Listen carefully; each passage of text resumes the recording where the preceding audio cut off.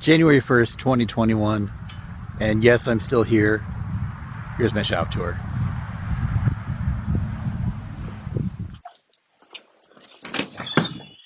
There you go.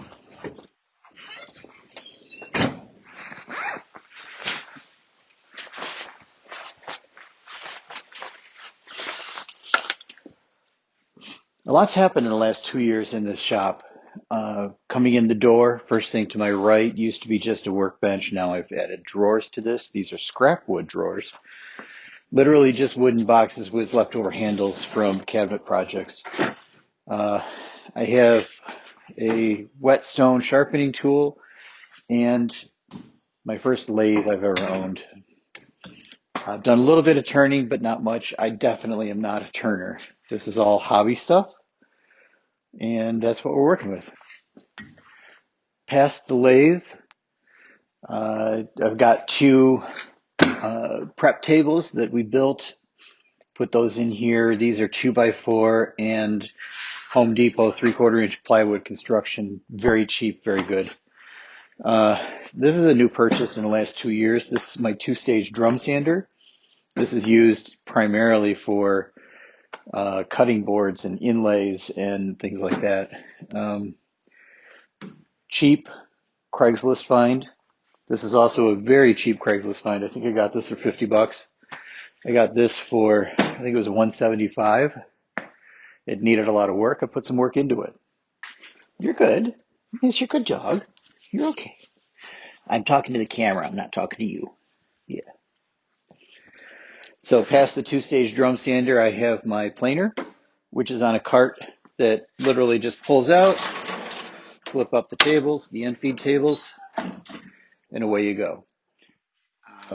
It does not have dust collection because it just produces way too much. It's not really dust, it's more shavings. And I use the shavings to light the fire.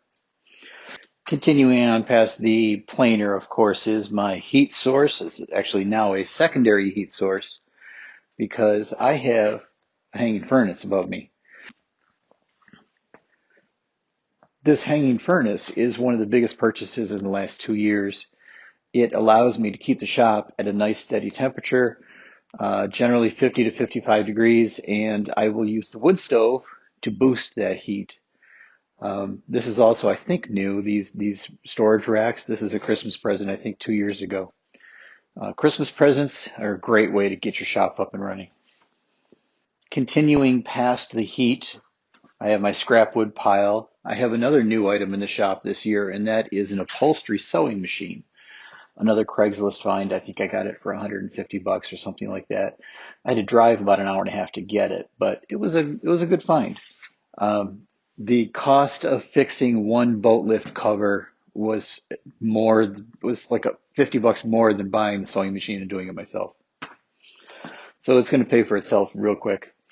Wood storage. I have nice rolling ladder to get up to the upper cabinets, whatever I have in there.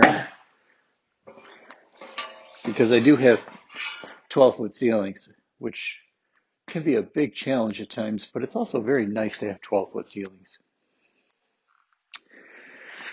Outfeed table is still melamine. This is the second one that I've built. It's just cheap. It's easy. I'm not going to talk about the cabinets under it yet. We'll get to those in a second. And of course, the heart of every shop is the table saw, and this is no different. This is a Grizzly. It is a Grizzly G1023 SLWX 10-inch, well, whatever. It's a Grizzly. It's a nice table saw. It's not a professional table saw. It's not a saw stop. It doesn't have a riving knife. It's old enough that wasn't around. But it's a good saw. At some point, I will replace it and upgrade to something. In the back corner, I have rolling part storage. Very efficient, easy to build. These are cheap Harbor Freight storage bins. You get them on sale. You get a coupon. You can get them for like $6 a piece. And inside of that, I have my 12-inch joiner. This one, sorry, yeah, 12-inch joiner. This 12-inch joiner is about 100 years old, maybe a little more, maybe a little less, I don't remember. Um, I have some good videos on this. A lot of you came to my channel because of this joiner. An update on it, everything's running fine. The electrical is all fixed. The blades are really good. The dust collection totally sucks because there was no such thing as dust collection when this thing was built. But it's working well. It serves its purpose. It is not the quietest of tools, and it's definitely not the best of finishes. But it's a Craigslist find, and I love the look of it, and I love the shape of it. It is, for $200, you can't go wrong. Um, I do have my central dust collection, and I'll show you that in a minute. In the way back of the corner, I have my vertical sheet goods. So pulling this out of the way, this is where I have all of my 4x8s. It works out pretty well. They don't warp very much there.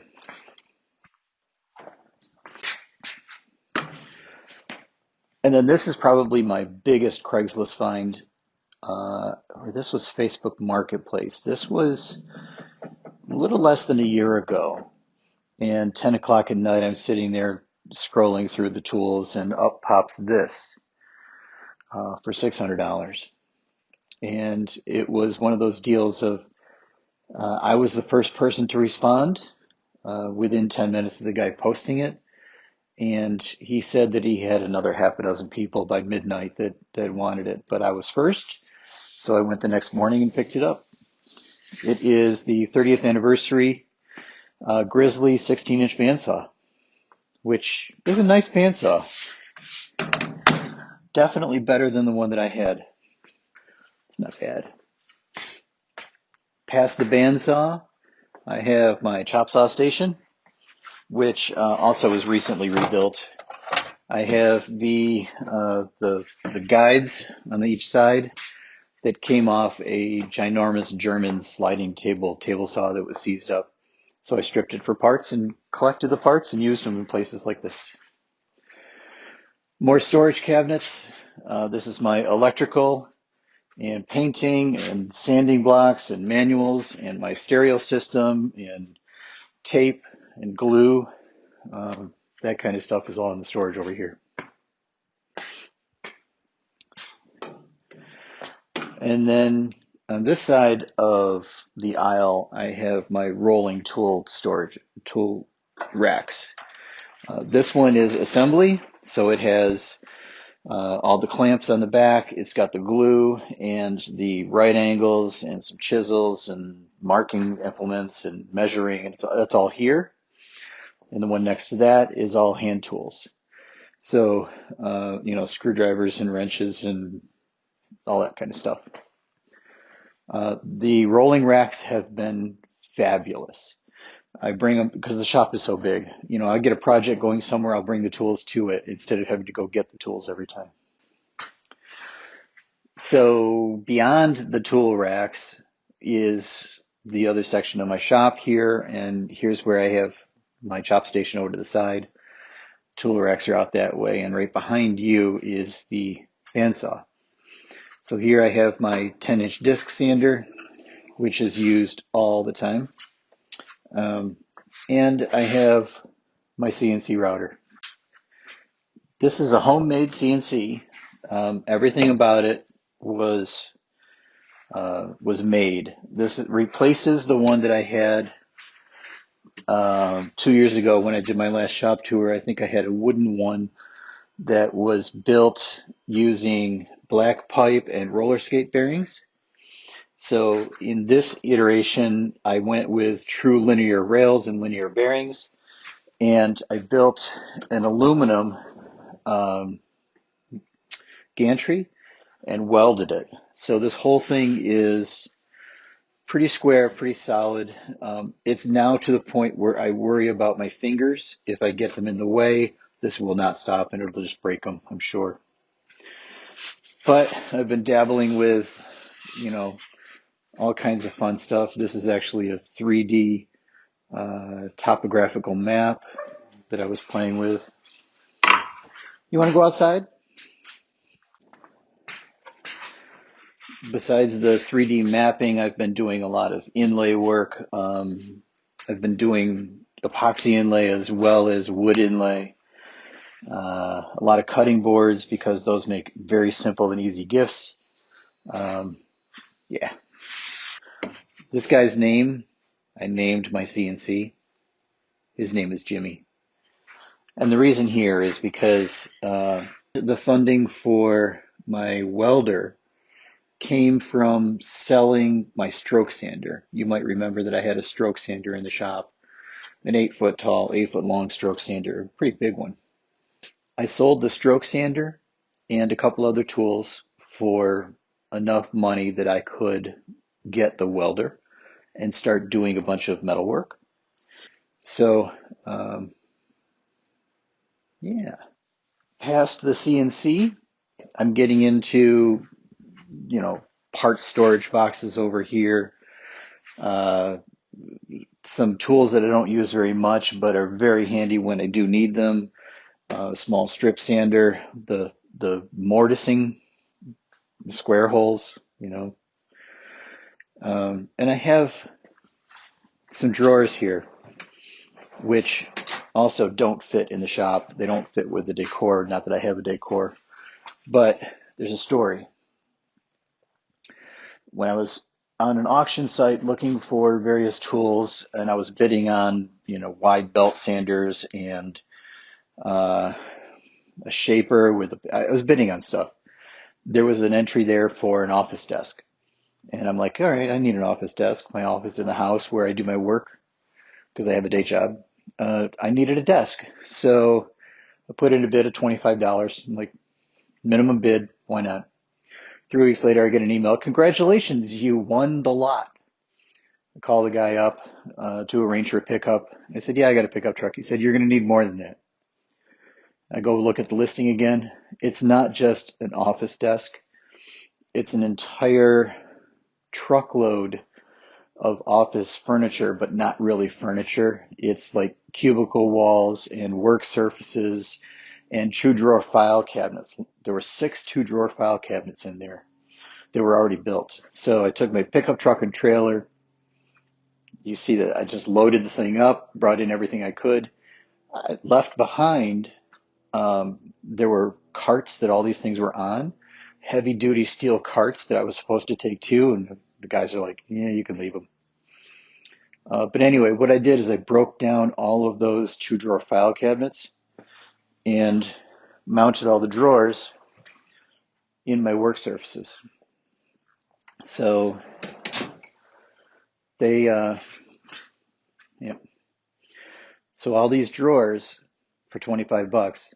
The drawer slides alone for one drawer are worth $25, but it did take a lot of effort, and there's a lot of leftover particle board with melamine on the outside. I don't know what I'm going to do with all these leftover carcasses. There's a lot.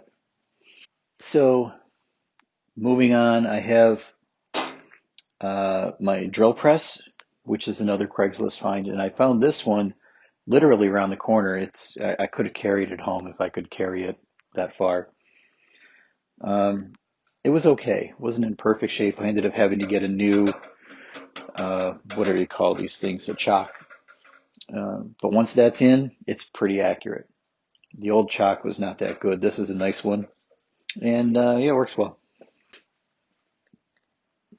Getting back more towards the entry door, I have my cordless battery charging station, all my cordless tools down here.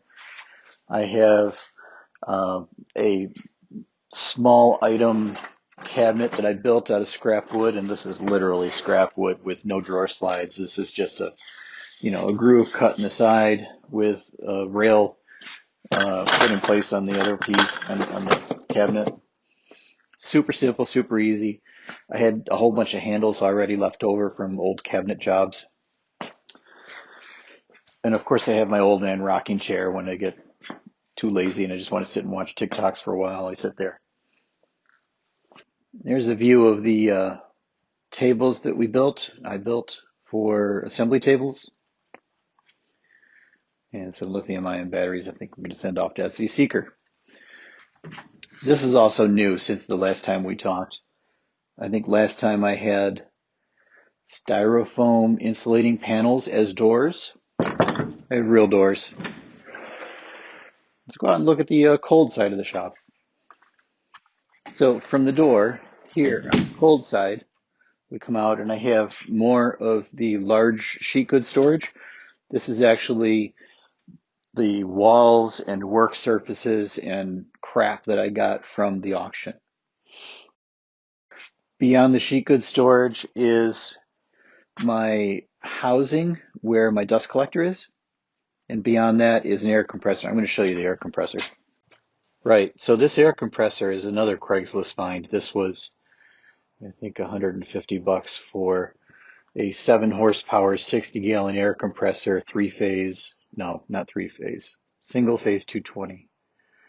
And with that, of course, I ended up plumbing in the entire shop with air. So we have a nice air system now. Then beyond, or the other direction, deeper into the cold side, and I am getting a little chilly. This is my welding station. This is my metalworking place. This is definitely the let's not burn down the barn location where I can throw sparks and do stuff like that. In that metalworking location, I have my Lincoln 210, and that's definitely been the most fun toy that I've had, that I've purchased over the last 2 years. I've been doing a few projects, like I built a 10-foot section of dock. I built a flagpole. I've built, well, not a flagpole. I built a Christmas tree pole that was one of these things where you put all the lights up. I built a couple of handrails, railings. I don't know. Welders are one of those things that once you have one, everything needs welding. And it's been a lot of fun. So that's kind of a view of the whole shop. The shop has been slowly getting more and more useful. You know, these days it is definitely a place that I can come and enjoy. I can build anything I want with reasonably good accuracy. The tools are good enough. You know, it's not perfect stuff, but I'm getting the job done. Not a bad shop.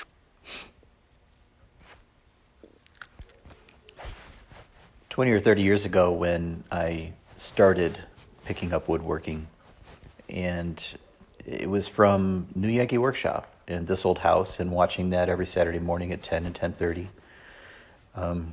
Usually a little hungover, but it was something that I learned from those shows, that it's not that hard to be an okay woodworker. You know, I can build stuff. And I became an okay woodworker. And over those years, I have built a collection of tools. And this shop has really become kind of like my clubhouse. This is where, you know, I get to leave work and come out here and play. Play with my toys. And I have lots of toys. So I was always jealous of Norm. When he wouldn't change router bits, he would change routers during his project. He had one router for one task and another router for another. I never thought I would get to the point where I have a drawer full of routers, but I have a drawer full of routers. And it makes me very happy. And I'm sure a lot of people out there are like that. You know, Jimmy DiResta has a room full of bandsaws. You don't need more than one bandsaw. He has plenty. So I'm going to stick with this. I like it. And hopefully a couple more videos this year. Maybe I'll do more videoing of my actual tool purchases and reconditioning, and a lot of the vintage stuff that I've been poking at, seeing if I want to get into that again.